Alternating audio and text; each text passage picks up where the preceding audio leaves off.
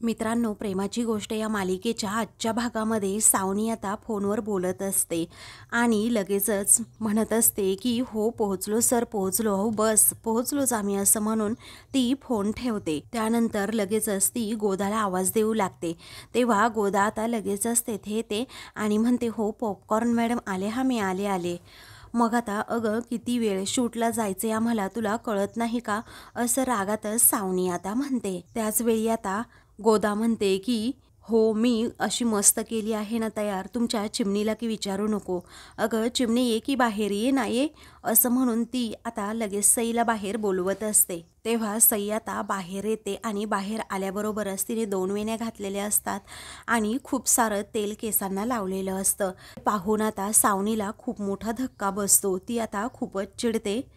तर आता गोदा मात्र तिच्याकडे पाहून हसत असते. त्यानंतर ती आता सईला म्हणते की ओ माय गॉड, हे काय आहे. मग आता सईच्या डोक्याला हात लावत तिच्या हाताला पूर्णपणे तेल लागत असतं. तेव्हा रागातच आता ती विचारते बापरे, तू एवढं तेल लावलंस, एवढं तेल लावलंस, असं म्हणून ती आता खूपच भडकते. मग त्यानंतर आता लगेचच अगं शूट आहे शूट, तुला कळतं की नाही, असं म्हणून सावनी भडकते. तेव्हा आता लगेचच गोदा म्हणते हो ना मॅडम, अहो तेच मी म्हणाले तुम्हाला की शूट आहे ना. अगं किती गोड दिसतंय माझं हे लेकरू, असं म्हणून ती सईची दृष्ट काढते. आणि आम्ही जेव्हा फोटो काढायला जातो ना तेव्हा असंच चापून चोपून आम्ही अगदी व्यवस्थित केस विंचरतो आणि मगच फोटो काढतो. असे छान फोटो येतात ना, मग आपल्या चिमणीचे सुद्धा असे छान छान फोटो येतील, असं म्हणून लगेचच ती सईची दृष्ट काढते. तेव्हा आता मूर्ख बाई, तुला काही कळतं की नाही, असं म्हणून सावनी भडकते आणि म्हणते अगं बावळट, आज शॅम्पूची ॲड आहे अशी तेलाची नाही, असं म्हणूनच आता सावनीला काय करावं सुचत नाही. सावनीची आता पूर्णपणे धांदल उडालेली असते. ते पाहून गोदा आणि सई मात्र आता हसू लागतात. तेव्हा आता लगेचच गोदा विचारते बापरे, म्हणजे सॉरी हा मॅडम, अहो मला वाटलं तेलाची ॲड आहे की काय, म्हणून मी चापून चुपून केस विंचरले, पण अहो ते दाखवतील की ॲडवाले चिमणीची केस धुवून, आणि मग त्यांना समजेलच ना केस धुतल्यानंतर किती छान सिल्की सिल्की होतात ते, मग सगळेजण शॅम्पू पाहूनच घेतील हो की नाही, त्यांना चांगला रिझल्ट मिळाला तर. तेव्हा सावनी आता रागातच म्हणते गप्प बस, गप्प बस बरं अगोदर, त्या प्रोड्युसरचे फोनवर फोन येत आहेत, मला कळत नाही का तुला, आणि विचारतायत की सई कुठे आहे म्हणून. आता मी काय सांगू त्यांना, आता तर ते माझी चक्कल काढतील, असं म्हणून सावनी आता अगदी रडकुंडीलाच येते. कारण सईला एवढं तेल लावलेलं असतं की ते एका धुण्यामध्ये निघणारच नसतं. आता मूर्ख आहेस तू, असं म्हणून सावनी गोदालाच खूप बडबड करू लागते. तेव्हा गोदा आता सईला इशारा करते की बोल ना काहीतरी. त्यानंतर आता सई विचारते मग मी स्कूलला जाऊ का, कारण माझी टेस्ट आहे.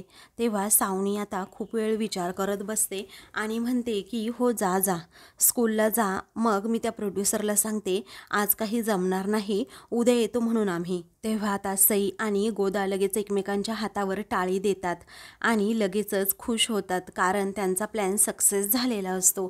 तर दुसरीकडे स्वाती इंद्रा दोघीही घरात बसलेले असतात. त्या दोघीही तो व्हिडिओ पाहत असतात ज्यामध्ये आता मिहिरने हर्षवर्धनची चांगलीच धुलाई केलेली असते. त्याचबरोबर जर मिहिकाला हात लावला तर मी तुला मारून टाकेन असंही बोललेलं असतो. आता मिहिकावर अजूनही याचा जीव जडलेला आहे हे थोडं का होईना इंद्राला माहीत असतं. त्याचवेळी स्वातीला आता इंद्रा म्हणते बोल ना, अगं बोल ना, आता काय बोलायचंय तुला. तेव्हा आता स्वाती म्हणते काय बोलू मम्मी, अगं काय चाललंय हे मिहिरचं मलाच कळत नाही आहे. मग आता त्यावरती लगेचच इंद्रा म्हणते मी सांगते ना तुला, अगं याचीच लक्षणं ना ठीक दिसत नाही आहे. तेव्हा स्वाती म्हणते हो ना, मिहिरला माहिती आहे ना तो हर्षवर्धन कसला माणूस आहे, मग उगीचच कशाला नादाला लागायचं त्याच्या, हा आपला तिकडे जातो हर्षवर्धनला धमकावतो, त्याने जर उद्या उठून काही केलं तर मग काय करायचं काय. तेव्हा इंद्रा म्हणते त्या पोरीसाठी, मिहिकासाठी, माझ्या कोमलसाठी तो एवढं करेल का, मला सांग ना, माझ्या कोमलसाठी त्याने काही केलंय का आत्तापर्यंत. त्या मिहिकासाठी बघ कसा हर्ष बरोबर तो भांडलाय, तरीही आपला सागऱ्या काय म्हणतो, टेन्शन घेऊ नका, मिहिर चांगला मुलगा आहे, तो असं काही करणार नाही. अरे कसं टेन्शन घेऊ नको, तू सांग ना आता मला. अगं स्वाती, या वयात ना मला पोरापोरींची नजर ना चांगलीच अशी ओळखते. मग त्याचवेळी स्वातीला आता खरं तर कोमलचं टेन्शन येतं आणि मग ती विचारते मम्मी, आपली कोमल अगं पार गळून गेली असेल ना, तिला आपण फोन करायला हवा किंवा तिकडे आपण तिला भेटायला तरी जायला हवं हो की नाही. त्यानंतर आता तू हा विषय सोडू नकोस ग मम्मी. अगोदर आता दादूसला आल्यानंतर तू विचार हां नक्की हे काय प्रकरण आहे ते. आपल्या कोमलच्या आयुष्याचा प्रश्न आहे, ती पार खचून जाईल विचार करून करून. असं लगेच स्वाती इंद्रा म्हणते हो मी त्याला आल्यावर लगेच विचारते म्हणून. तर इकडे आता कोमल खूप रडत असते, कारण आता तिला काहीही सुचत नसतं. ज्या प्रकारे मिहिरने मिहिकाला मदत केली ते तिला अजिबात आवडलेलंच नसतं. त्याचमुळे ती आता रडत असते. तेवढ्यातच तेथे आता लगेचच गोदा येते आणि कोमलला रडताना पाहते आणि विचारते काय अगं कोमलताई झालं काय तुला. तेव्हा कोमल आता काहीच सांगत नाही, रडतच तेथून चाललेली असते. तरीही गोदा तिला विचारण्याचा प्रयत्न करते काय झालं, पण कोमल ऐकतच नाही. तर गोदाला प्रश्न पडतो काय झालं असेल नक्की तर सागर लगेचच आता मुक्ताला फोन करतो. तेव्हा फोन केल्यानंतर आता इकडे मुक्ता लगेच कॉल सुद्धा रिसीव करते. तेव्हा लगेचच मुक्ता कॉल रिसीव करते आणि विचारते काय झालं सागर बोला की. मग आता सागर विचारतो काय हो मुक्ता कुठे आहात तुम्ही. मग आता मी मिहिरच्या घरी असल्याचं मुक्ता सांगते.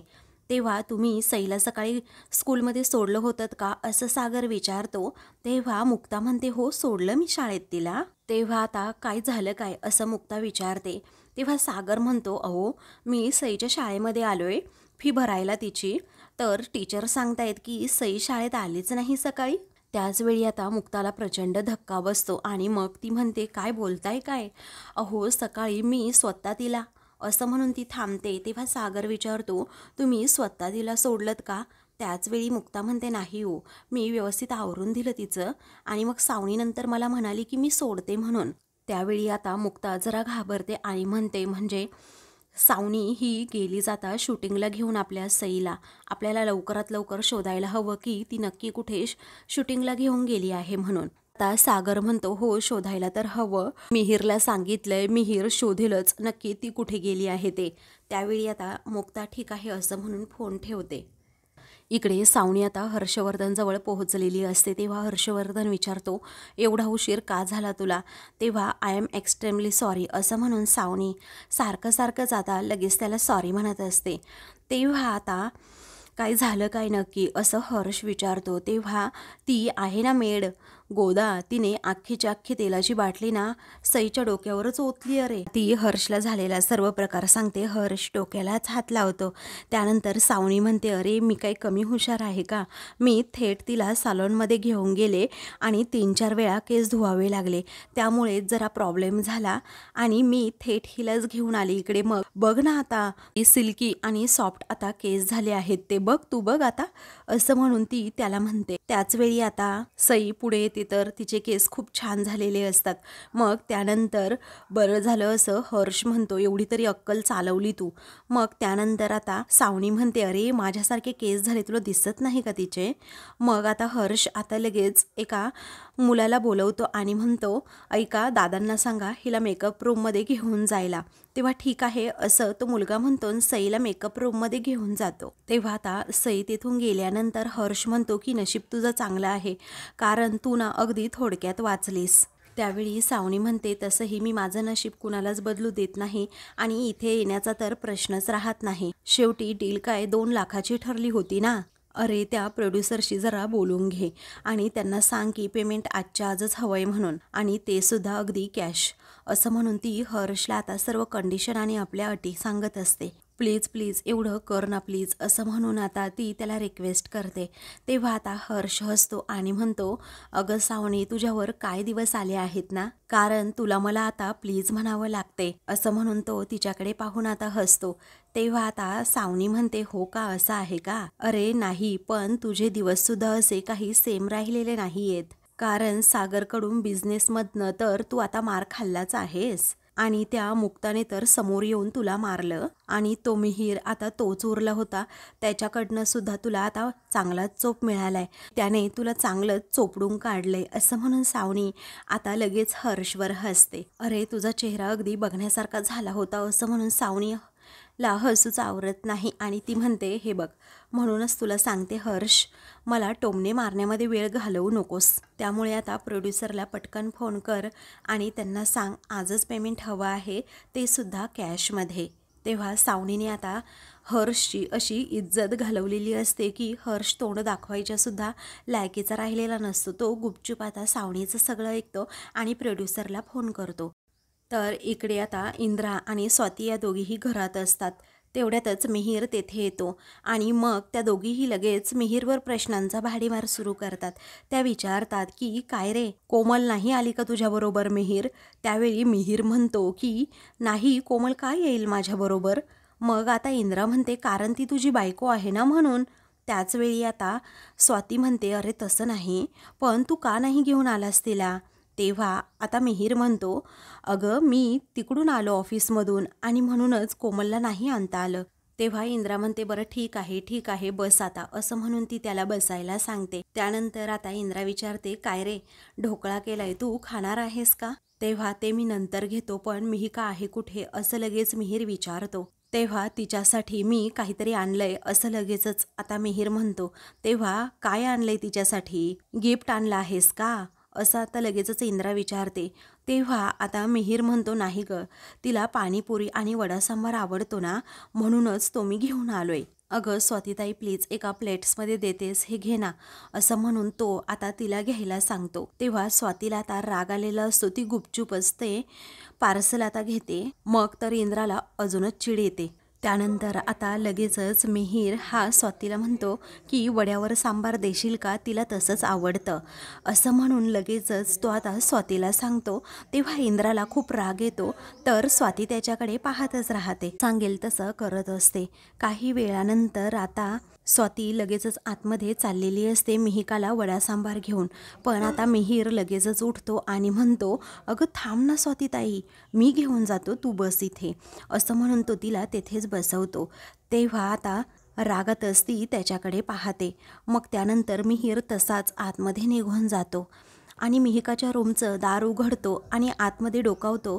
तर मिहिका एकदम शांत बसलेली असते. तेव्हा आता तो म्हणतो की मिहिका डोळे बंद कर ना गं, तुझ्यासाठी खास सरप्राईज आणले मी. तेव्हा ती डोळे बंद करत नाही. तेव्हा तो आता म्हणतो की अगं खरंच आहे सरप्राईज मिहिका, असं म्हणून तो तिला पुन्हा डोळे बंद करायला सांगतो. ती करत नाही. मग तो आता म्हणतो की बरं ठीक आहे, असं म्हणून तो आता अगदी स्टाईलनेस तिच्यासमोर वडा सांबार ठेवतो आणि तुला आवडतो तसा वडा सांबार मी घेऊन आलोय, असं म्हणतो. तेव्हा तिच्या चेहऱ्यावर थोडी का होईना स्माईल येते. तेव्हा आता लगेचच मिहीर म्हणतो की ठीक आहे, तुझ्या चेहऱ्यावर या गरम वडा सांबारासारखी स्माईल तरी आली गरम. मग त्याचवेळी आता तो म्हणतो अचानक ना मला जुने दिवस आठवले यार, असं म्हणून तो तिच्याकडे पाहतो. दोघेही एका क्षणी मग गप्पच बसतात. त्यानंतर आता तो म्हणतो की थंड होतील, खाऊन घे बरं वडा. मग त्याचवेळी मिहिका म्हणते मिहीर अरे मला खरंच भूक नाही आहे. तेव्हा मिहीर म्हणतो असं कसं मिहिका, नाही तू हे खाल्लेच पाहिजेत. त्याचवेळी आता तू मला सांगू नकोस हा मिहिका की हर्षने जे काही तुला टॉर्चर केलंय त्या आठवणीमध्ये तू अजूनही अपसेट आहेस, हे मला आता बोलू नकोस हा. अगं मुक्तावहिनीने त्याला ना आता चांगली अद्दल घडवली आहे आणि मी त्याला अगदी बेदमच मारले, असं म्हणून हर्ष हा मिहिकाला सत्य सांगतो. त्यानंतर तो मिहिकाला म्हणतो आता ना मिहिका, जुनं सगळं काही विसरून जायचं आणि फक्त व फक्त एकाच गोष्टीवर फोकस करायचा. तेव्हा कोणती गोष्ट, माझं फ्युचर का, असं आता लगेचच ती विचारते. तेव्हा तो म्हणतो छे छे, अगं वडा सांबार, मी त्याच्याबद्दल बोलतोय. आता मिहिका लगेचच हसते. त्यानंतर आता तो म्हणतो एक छान वडा सांबारचा आता घास खायचाय. मिहिका म्हणते मिहीर अरे मला खरंच भूक नाहीये, तू का फोर्स करतोस, असं म्हणून तो लगेच आता तिला घास भरवणार असतो. तेवढ्यातच कोमल आता तिथे येते आणि रागातच मिहीर मिहिकाकडे पाहते. तिला आता मोठा धक्काच बसतो की मिहीर अजूनही किती प्रेमाने मिहिकाला घास भरवतोय. आता मिहिका तो घास खाणारच असते. तेव्हा कोमल रागातच म्हणते हे काय चाललंय सगळं. तेव्हा आता कोमलला तेथे आलेलं पाहून दोघांनाही प्रचंड धक्का बसतो. ती आता रागातच पुढे येते आणि मिहीरच्या हातातला चमचाच असा भिरकावून टाकते. तेव्हा आता तो वडा सांबार सुद्धा सांडतो आणि लगेचच तेथे बेडवर पडतो. सर्व बेडच आता खराब होतो. तेव्हा मिहिका आता पटकन उठते आणि मिहीरकडे पाहतच राहते. तर कोमलच्या तळपायाची आग मस्तकात गेलेली असते आणि ती रागातच मिहीरकडे पाहते. तर आता तो विचारतो, काय डोकं फिरलंय का तुझं कोमल? काय चाललंय काय तुझं? तेव्हा हे मला विचारताना तुला लाज वाटत नाही का? असं कोमल रागातच म्हणते. अगं तू हे काय बोलतेस? तिच्या अंगावर सर्व सांबार सांडवलास तू. तुला काही वाटतं की नाही? असं आता लगेचच मिहीर म्हणतो. आणि एवढ्या मोठ्याने का ओरडतीयस? एवढं झालंय काय? असं म्हणून तो तिला जाब विचारतो. मग आता कोमलवरच ओरडत मिहीर म्हणतो, अगं ती किती घाबरली आहे, तिची अवस्था जरा बघ ना तू. तेव्हा आता कोमलच म्हणते की फक्त तुला ना तिचीच काळजी, तिला काय वाटतं? अरे माझ्याबद्दल तुला थोडीही काळजी वाटत नाही का? असं म्हणून ती भडकते. तेवढ्यातच इंद्रा आणि स्वाती या दोघीही धावतच तेथे येतात. अरे कामाला जायचंय असं सांगून लवकर घरातून सकाळी जातो आणि उशिरा रात्री येतो, हे सगळं तुझं काम सुरू असतं का? तेव्हा असं म्हणून ती आता खूपच चिडलेली असते. तेव्हा स्वाती म्हणते, कोमल तू जरा शांत हो. तेव्हा लगेचच आता मिहीर म्हणतो, स्वातीताई जरा समजव हिला, कारण हिला कळतं का ही नक्की काय बोलते ते. मग तो इंद्राला सुद्धा म्हणतो, मावशी अगं सांग की व्यवस्थित बोल म्हणून. त्यावेळी आता कसं बोलायचं ना हे ज्याने त्याचं ठरवायचं असतं असं इंद्रा म्हणते. हो की नाही मिहिका? असं म्हणून आता इंद्रा तिच्यावरच ओरडते. त्यावेळी आता लगेचच मिहीर म्हणतो, अगं मावशी तू कोमलला समजवायचं सोडून मिहिकाला का बोलतेस, का तिच्यावर ओरडतेस? तेव्हा आता इंद्रा म्हणते, अरे तिचा काहीही दोष नाही, मला माहिती आहे. अरे तुझ्याबरोबर लग्न करायचं सोडून ती 6 फुटी बैलाबरोबर गेली, तरीही तिचा काही दोष नाही असं तू कसा म्हणू शकतोस? आणि आता काय म्हणते तर सगळं काही जबरदस्तीने झालं. खरं काय आणि खोटं काय हे कुणाला माहीत असं म्हणून आता इंद्रासुद्धा मिहिकावर संशयच घेते. मग आता मिहिका रडतच म्हणते, मावशी मी खोटं नाही बोलते, कारण माझ्या बाबतीत जे काही झालं ना तो खरंच एक खूप मोठा इन्सिडेंट होता असं ती सांगत असते. तेव्हा इंद्रा आता रागातच म्हणते, बस कर, कारण तुझी ही कॅसेट आहे ना ती मला पुन्हा पुन्हा अजिबात ऐकवू नकोस, समजलं? कारण जे झालं ना ते आता झालं, आता पुढे काय करायचं ना ते सांग मला. मग आता मिहीरला प्रश्न पडतो, हे काय होऊन बसलं? असं म्हणून तो आता जरा सगळ्यांकडेच रागात पाहतो. त्याच वेळी आता कोमल अजूनच चिडते. ते तिला काय विचारायचंय? अगोदर मिहीरला विचारायला हवं ना, कारण लग्न झाल्यापासनं आपण इथे कितीदा आलोय मिहीर, पण ती आल्यापासनं तुझ्या सततच्या फेऱ्या इकडे चालूच आहेत. तेव्हा मिहीरला आता सगळेच जण बोलतायत हे पाहून मिहिकालाही वाईट वाटतं. तर मिहीर आता एकदमच शांत होतो. तेव्हा आता स्वाती म्हणते, कोमल शांत राहा ग जरा. त्यानंतर आता मिहीर विचारतो, कोमल अच्छा म्हणजे तू माझा पाठलाग करतेस का आता? आणि म्हणून इथे मागे आलीस का बघायला की मी कुठे जातोय, काय करतोय? तू माझ्यावर संशय घेतेस का? असं म्हणून तो आता तिच्यावर भडकतो.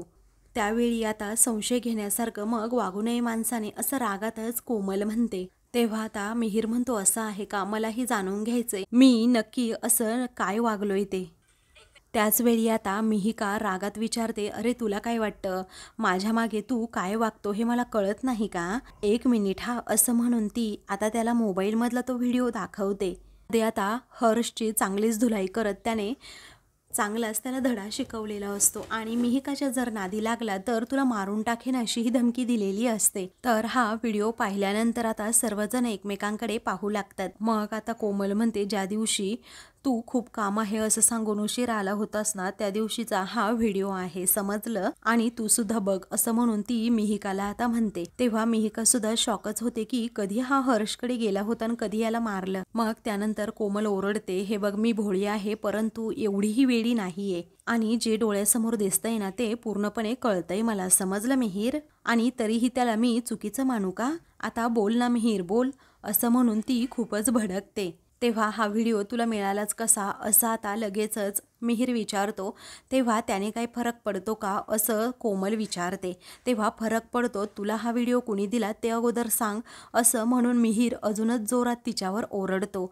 तेव्हा कोमल म्हणते की हा व्हिडिओ मला सावनीने दिला. तेव्हा जगात एकच बाई उरली असेल तरीही जिच्यावर विश्वास ठेवायचा नाही त्याच बाईवर विश्वास ठेवून तू माझ्यावर संशय घेते का, असं म्हणून मिहीर अजूनच चिड. ग तुला कळतं का कोमल, त्या सावनीने स्वतःची 2 घरं मोडली आणि जिच्यावर विश्वास ठेवायला नको तिच्यावर तू विश्वास ठेवतेत. बाकीच्यांची आयुष्य ती उद्ध्वस्त करायला निघाली तरीही तू तिच्यावर असा विश्वास का ठेवते, असं म्हणून रागातच मिहीर तिच्यावर भडकतो. त्याचवेळी कोमल म्हणते की माझ्यावर ओरडू नकोस, इकडे 10 लोक येऊन मला 4 गोष्टी सांगतायत का तुझा नवरा त्याच्या पहिल्या प्रेयसीकडे तिकडे जातोय आणि त्याचं तिच्यावर अजूनही प्रेम आहे. तेव्हा मिहिका आता खूपच रडत असते. तिला मारणाऱ्या त्या हर्षला मारायला तुझा नवरा गेला होता, त्या बेदम मारून आला आहे, हे सगळं मी ऐकतेय, समजलं. आणि असं असताना काय वाटतं हे तुला कळतं की नाही, कधी केलायस का विचार, असं म्हणून कोमल रडत असते. तेव्हा स्वाती आणि मिहिका सुद्धा रडत असतात. त्यानंतर आता इंद्रा म्हणते, अरे मिहीर हे तुला शोभत नाही, समजलं. अरे मी तुला अगोदरच बोलले होते ना की इकडे तू कोमलला घेऊन यायला हवं होतंस, परंतु मिहिकाच्या नादी लागला आणि सारखा सारखा इकडे यायला लागलास आणि माझी पोर तिथे वाट बघतीये तुझी. अरे तुझ्यासाठी जेवण तयार करते, टिफिन तयार करते आणि तू मात्र इथे बसून असा वडा सांबार खातोस. काय ग मिहिका, मी तुला अगोदरच बोलले होते ना, असं म्हणून ती मिहिकाला सुद्धा आता इंद्रा खूपच बोलू लागते. त्याचवेळी आता मिहीर म्हणतो, मावशी हे बघ, तू प्लीज मिहिकाला काहीच बोलू नकोस. तेव्हा इंद्रा आता आश्चर्याने मिहीरकडे पाहतच राहते की माझं बोलणं टाळून हा मिहिकाची बाजू घेतोय.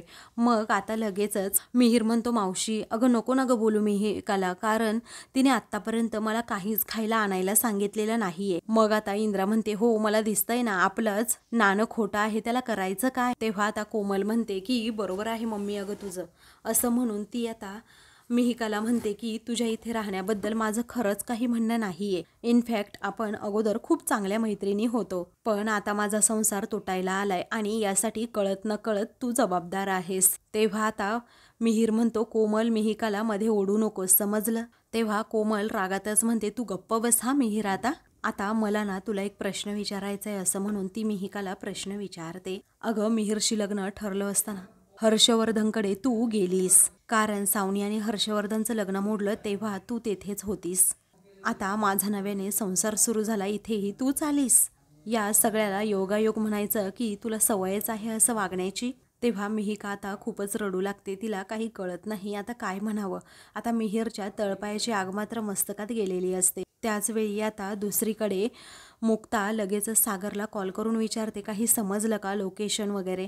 मग आता सागर म्हणतो, हो लोकेशन तर आता समजलं आहे, 3 ठिकाणी ॲड सुरू आहे, तेथे शूटिंग सुरू आहे. आता शॅम्पूचं शूटिंग नक्की कोणत्या ठिकाणी सुरू आहे ना ते मी बघतोच जरा. तेव्हा आता मुक्ता म्हणते, हो मग सया ना आपली तिथेच असणार, पण सागर हे कसं शक्य आहे, अहो मी खूप तेल थापलं होतं तिच्या डोक्यावर. त्यानंतर आता सागर मोबाईलमध्ये पाहतो तर लोकेशन आलेलं असतं. तेव्हा सागर म्हणतो, मी निघतोच आहे आता इथून, तुम्हाला तेथून निघता येईल ना. त्यावेळी मुक्ता म्हणते, हो निघता येईल, कारण सावनी आता सईबरोबरच असेल ना, मी येईल बरोबर लोकेशनवर. तेव्हा सागर म्हणतो, बरं मी पिकअप करतो तुम्हाला. त्यावेळी मुक्ता म्हणते, नको उगीच उलटसुलट होईल, त्यापेक्षा तुम्हीच तिथे लवकर पोहोचा आणि ते शूट थांबवा, तोपर्यंत मी येते. म्हणावं की ही माझी मुलगी आहे, शाळा बुडवून असं शूट नाही करू शकत ती. तेव्हा सागर म्हणतो, बरं ठीक आहे मी पोहोचतो, तुम्ही या लवकर, असं म्हणून तो फोन ठेवतो आणि गाडीत बसतो. तेव्हा मुक्ता इकडे खूप भडकते आणि म्हणते की सावनी